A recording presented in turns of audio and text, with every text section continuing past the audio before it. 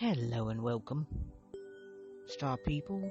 This is APM, your intrepid star guide, and this is the Outlaw Astrology Podcast, where we dismantle astrological dogma and build a practice rooted in critical thinking, lived experience, and radical honesty about the cosmos and how it actually works in our lives.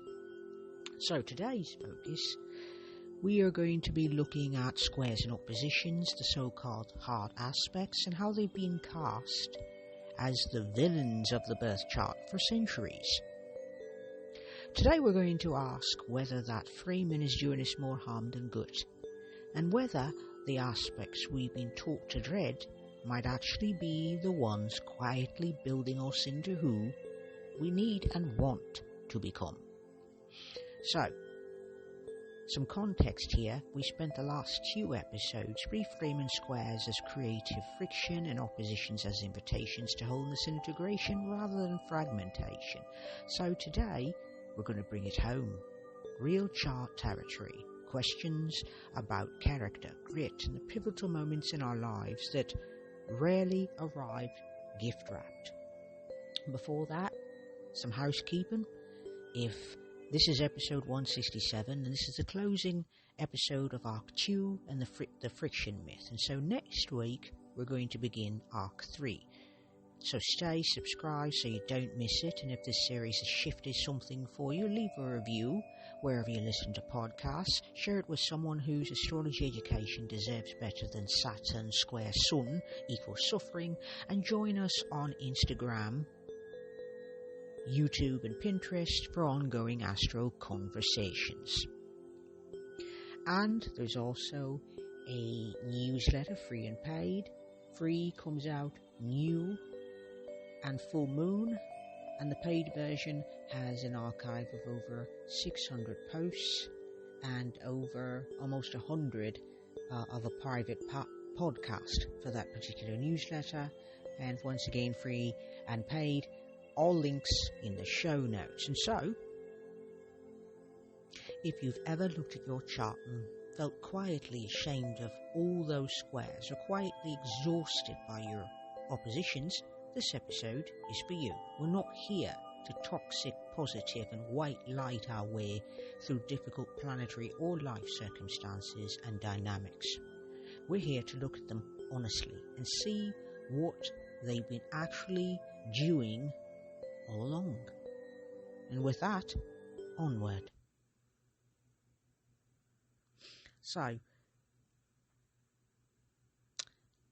what we're looking at is if there's a chart of squares, and when squares build agency, grit, act as creative fuel. So, here's the traditional framing on that. Squares are 90-degree angles between planets in signs of the same modality, be that cardinal, fixed or mutable. Traditionally, they're described as conflict, blockage, friction, tension, difficulty, and the challenging aspects you've been warned about in sun side columns and predictive forecasts. So here's the reframe. What if the reason squares feel like friction is because they're doing something? Friction isn't failure. Friction is the mechanism of change. It is how raw material becomes refined, how pressure produces diamonds, how resistance builds muscles. So here's the thing. Agency is not handed to us. Squares demand a response, unlike trines which flow without asking much of us. Squares ask, what are you going to do about this? That asking is not a punishment. It is an invitation into authorship of your own life. And so the modality here is key. Cardinal squares push you to initiate even when the path is unclear. Fixed squares ask you to hold your ground, to stay in the fire long enough to be able to be transformed.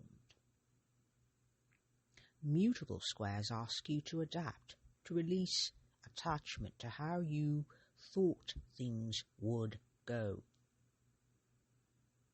Each modality offers a different kind of grit. So let's start with what I call real chart territory as an example. So we have a person with Mars square Saturn. Traditionally, that is going to be interpreted as, well, they're kind of cursed. They're being, maybe their motivation is blocked, or maybe they keep meeting up against those hard lessons, that tough love, those hard knocks. And so what we're doing here is doing a reframe. They're not cursed, because I remember reading a book once. I can't name it out loud, don't want to disparage the author or the publisher, but I found it problematic in that Mars was all about explosions, all about cuts and burns and things of that nature. And Saturn was cold, stiff, rigid, inflexible, etc. And of course, if you read that in your chart, you're going to think, I am cursed, right? I wouldn't be surprised if anybody felt that way when I saw, when I was reading, and it was a cookbook, by the way, it was a astrological cookbook, and one of the placements said I was going to die by burning or being beheaded, and I thought, oh, no, I don't want any of that.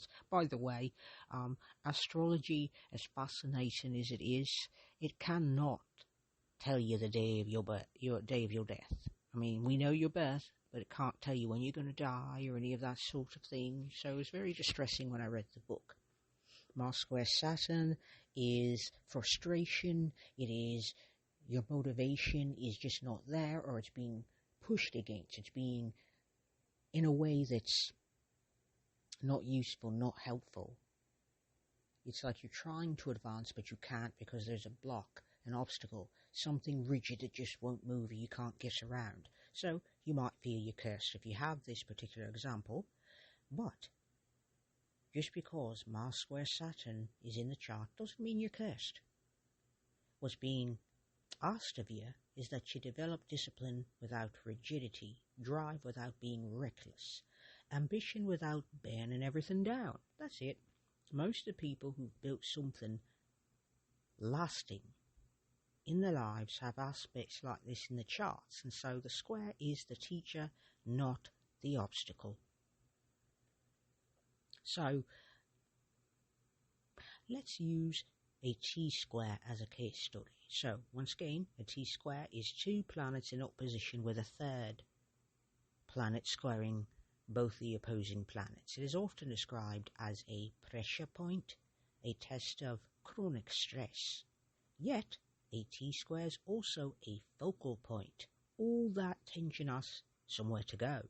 See, the apex planet, meaning the third planet that both the opposing planets square, that's called the apex planet. And it becomes the engine of our most driven, most purposeful, most evolved work. If you stop avoiding it,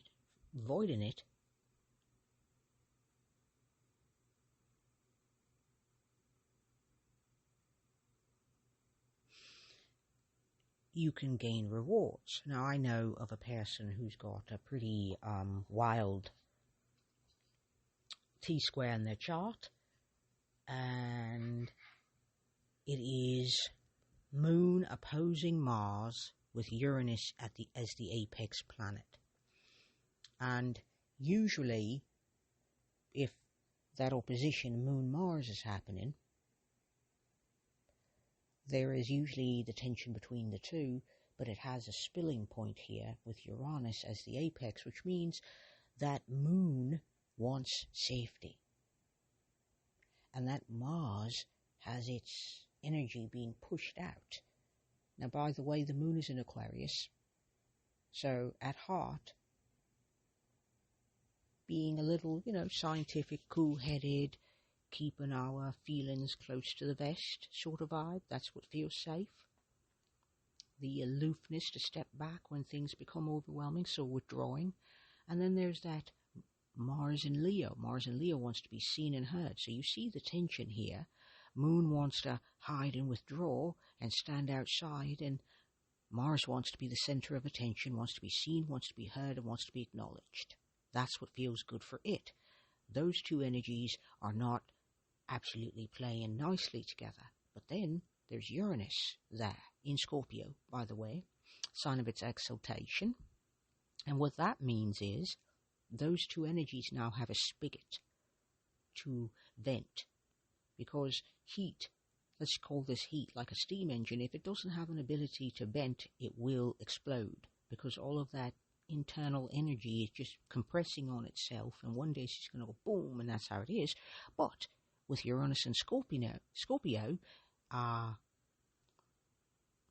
there's now a spigot and all that depth and intensity, so there's a chance to ask questions, and there's a chance that friction between the two, because Scorpio squares any planets in Aquarius or Leo when they are within orb. And so now we have a why, a psychological looking at depths, a passion, a way of creating. But the question is, why? Okay, how can I, because now that these two are together, how can I have both? You see, oppositions aren't an either or thing. It's, I want to be seen and heard and recognized, Mars, but I also want to be safe about it. I want it to be on my terms. I don't want visibility for visibility's sake, and I certainly want to be able to stay cool when it's necessary, because I live in a world where where I have to do that. It'd be, in an ideal world, I could live out my chart perfectly without having to do any of that, but this is not that world quite yet. So Uranus is asking, how can I have both? And there's a friction between Uranus and Mars, because Mars is like, I want to be seen, and Uranus is asking, yes, but why? And how can we do it in a way that doesn't have got me nethers out there for everyone to see? Consider that Scorpio it has an exoskeleton. It is an orthopod, and it wears its skeleton on the outside, which means the tender bits are inside. And so Uranus and Scorpio doesn't want its tender bits sticking out, but it wants to individuate. So how can I do this? Not how can the celebrity that has this aspect in their chart, which is similar to my chart, do this? How can I do this? What is my motivation, like an actor might do? Why? How can I do this? How can I meet both needs without collapsing into one thing? Because Uranus and Scorpio likes depth. It is intense and passionate. And so these two energies don't nicely play together, the two oppositions, the moon in Aquarius and Mars in Leo. They don't play nicely together because they're opposing, but they offer us an opportunity for self-awareness. And that self-awareness happens as a feature of wholeness. You get self-awareness, then you can start integrating, because you can't integrate what you cannot see, okay? So the key point here is that squares don't make life harder for no reason. They make you harder, like a diamond, in the best sense. More capable, more resilient, more genuinely yourself than ease alone could ever produce. And isn't that something? Because we've been taught that being lovely, nice people and performing is the way to succeed, and what if it isn't? What if it isn't? Which leads us to chart of oppositions, where oppositions can grow self-awareness and act as invitation toward integration and wholeness. So, the traditional framing is this. Oppositions are 180-degree aspects between planets in opposing signs, traditionally described as tension, conflict between opposing forces, a push and a pull, a tug of war, projection onto others, either or dynamics, and the aspect of the perpetual tug of war, which I've mentioned, but I didn't say perpetual, which is also that energy. So let's challenge first the either-or framing of oppositions, because it's one of the most limiting ideas in mainstream astrology. consider also that all of these interpretations predate modern psychology, and we are not certain because there's not enough evidence, not enough information that survived from pre-psychology times. All of this would be about 1800 years ago. We don't know much about 1800 years ago, so what they knew about psychology and when they knew it, we have no idea, honestly. And so these ideas predate that, and doing a chart had a completely different intention. It was predictive, obviously. So now we're not trying to predict, we're trying to understand, we're trying to comprehend. And it's limiting because it assumes that two opposing forces can't coexist, that one must win, the other must lose, and that integration is impossible. Yet human beings contain multitudes. That is not a bug, that's a feature, and that is the whole point. And then there's another. Oppositions can be mirrors. And one of the most profound functions of an opposition is that it shows you what you can't yet see in yourself by first showing it to you in someone else. And so the planets you project, the qualities you disown, the values you dismiss as not me, these are often exactly where your oppositions live. They're not conflict, they are curriculum. So from all of this, you can get self-awareness, which can be a blessing, by the way, even though it's not always comfortable. And so no aspect builds self-awareness like an opposition. Squares demand action, yet oppositions demand reflection. They ask, what are you not seeing? What are you externalizing that is actually yours? Where are you choosing a side when the whole point is to hold both? So let's do an example. Imagine, if you will, a person with Venus opposite Saturn isn't destined for a loveless relationship. See, by the way, that's what the traditional interpretation might be. One of them, in any case, that Saturn is always the taskmaster. It always wants things done correctly, and in order to do that, you have to do things more slowly. We don't live in a world that is slow. We live in a world that's very fast, very urgent. Buy now, buy now, buy now. Do it now, do it now, do it now. Just do it. Those sort of vibes. And so, when you see Venus opposite Saturn, you'll be in a loveless relationship, probably with someone older than you. A relationship that stands the test of time, but possibly is going to be a challenging relationship because you're not going to get self-awareness if everything's beautiful and you always agree with everybody in the relationship, okay? So that's how it's usually interpreted. But just because you have this aspect in your chart, don't mean you're destined for a loveless relationship or a long traumatic one or a long difficult one. The question here is, here's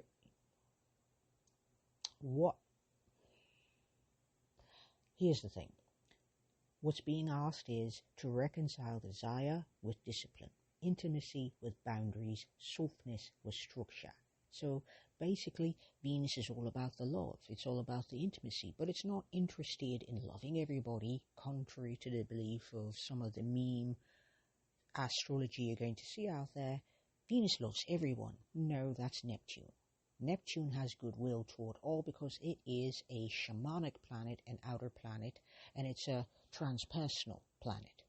And so, goodwill toward humans, goodwill toward all, whereas Venus is very picky. I want this, not that. Got it?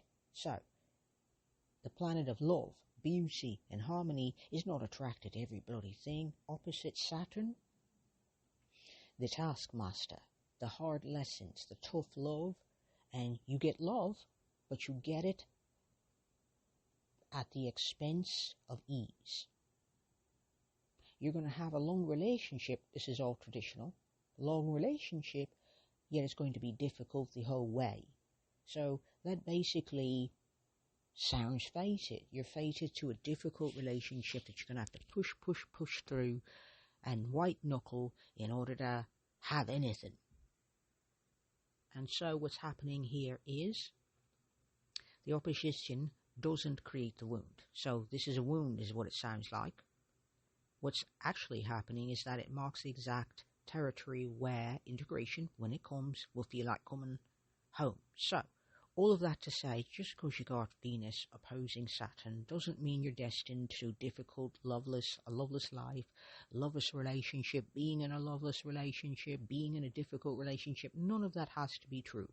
What you're being asked to do is hold two opposites without collapsing them into one, meaning that you don't run immediately to Venus and say, well, I'm going to do it the Venus way, or you don't run immediately to Saturn and say, I'm going to do it the Saturn way, which is cool because that's unconscious. That's what you're going to do before you realize you have the option of having both. You don't have to choose one or the other. One doesn't have to win, the other doesn't have to lose. Okay? So, the full moon energy is like sun opposite the moon. So every full moon is a sun-moon opposition, and we know intuitively what full moons do. They illuminate, they reveal, they bring things to a head. So your natal oppositions are doing that work continuously in the background of your own life, and the light they cast is not a threat, it is a torch. So like the Hermit card in the Major Arcana number 9, there is a figure, a hooded figure with a torch. Well, not a torch, a lantern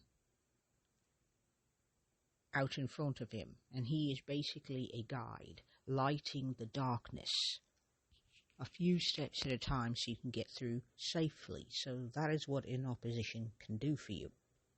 Now the key point here is that oppositions grow the kind of self-awareness that can't be taught in a book.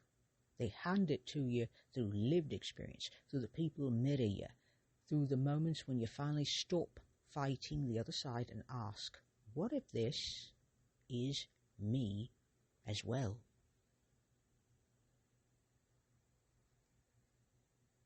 Now, what if you don't have a lot of squares? What if you have a deficit of squares and oppositions? Well, I got you covered. So, let's talk about this one. This isn't about judging charts with few or no squares or oppositions. Every chart configurations have blessings and shadows. What it is about is asking this question honestly. What might be missing when friction and reflection are largely absent from the chart? So, with trines and sextiles, they offer flow, compatibility, and natural talent. But flow without resistance can become drift. Talent without challenge can become latent, unlived potential. A life without significant friction can sometimes lack the defining moments that tell us who we are. That is ease without edges. Now here's the thing. I have a very unique relationship to resilience. I question resilience. I question the fact that people keep talking about resilience as if it is a superpower and that's all you need to make it through life.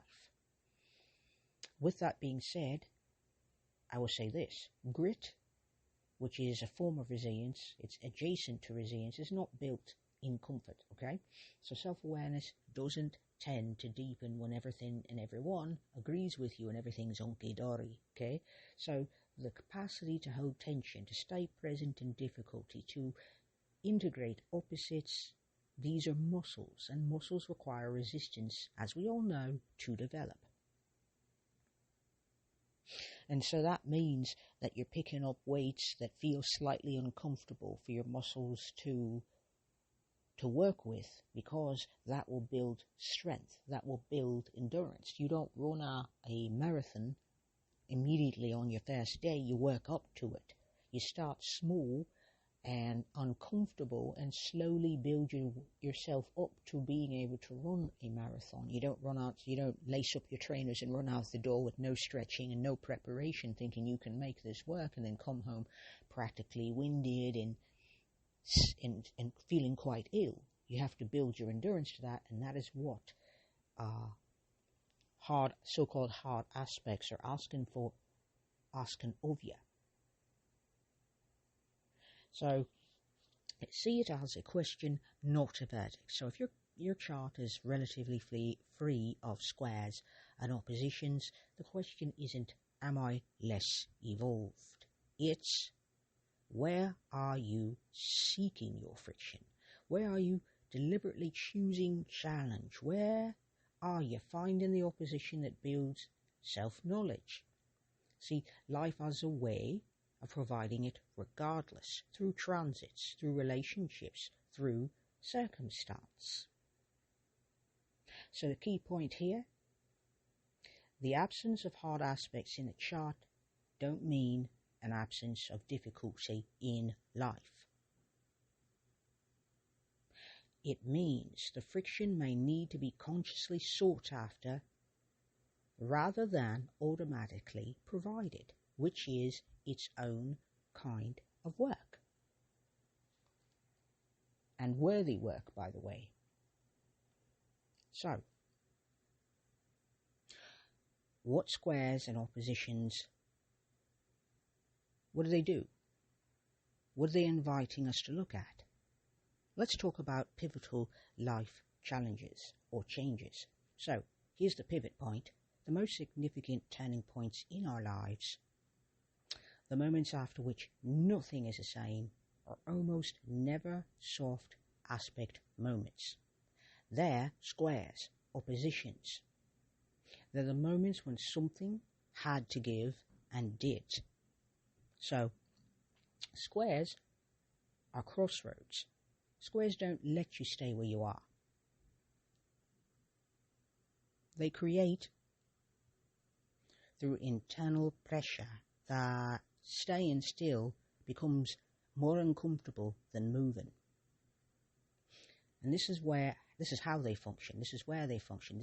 They're agents of change, not by destroying what is, but by making the cost of stasis too high to ignore. Oppositions are a reckoning, on the other hand. And so oppositions tend to arrive as relational crises, health challenges and reckonings, career standoffs, creative dead ends, moments when two parts of your life are demanding incompatible things. Yet the reckoning is the blessing. Okay? It forces a level of self-examination that gentler moments never require. So, character isn't something you're born with. It's what you develop through repeated encounters with friction, with failure, with resistance, and the need to choose. Squares and oppositions are the aspects most associated with that development, not because they're cruel, but because they're serious. So character is the residue of difficulty. You're only going to get that through challenge, through tension, through friction. And so the question to sit with is this. When you look back at the hardest periods of your life, what was being built in you that couldn't have been built any other way? What capacity, what clarity, what courage arrived precisely because ease weren't available? Key point here. Squares and oppositions don't mark where your life went wrong. They mark where your life got real, where you were asked to become more than you were, and somehow you did. And now we're about to wrap up, star people. And so the key takeaway here is that aspects we've been taught to fear are often the ones doing the most important work. Squares build agency, grit, and the creative friction that transforms potential into lived reality. So oppositions build self-awareness, the capacity for integration, and the kind of wholeness that only comes from holding apparent contradictions without flinching. So together they mark the sites that are most significant becoming. And here's a general invitation this week. Pull up your natal chart and find one square, one opposition. Don't pick the ones you've already made peace with, pick the ones that still make you wince. Then ask yourself 3 questions. 1. What has this aspect already built in me that I've not given it credit for? 2. What is it still asking me to develop? And 3. If I stopped calling it art, what would I call it instead? And next week we begin arc number 3. We'll be moving beyond aspect theory entirely and into the question of how we really read a chart as a living document, not a fixed verdict. And it's going to be a different kind of conversation, and I think you're ready for it. So, I'm 8 PM, your intrepid star guide. Stay curious, stay critical, stay honest about the difficult things and what they have made of you, because that's the whole story. Peace and astro magic, star people.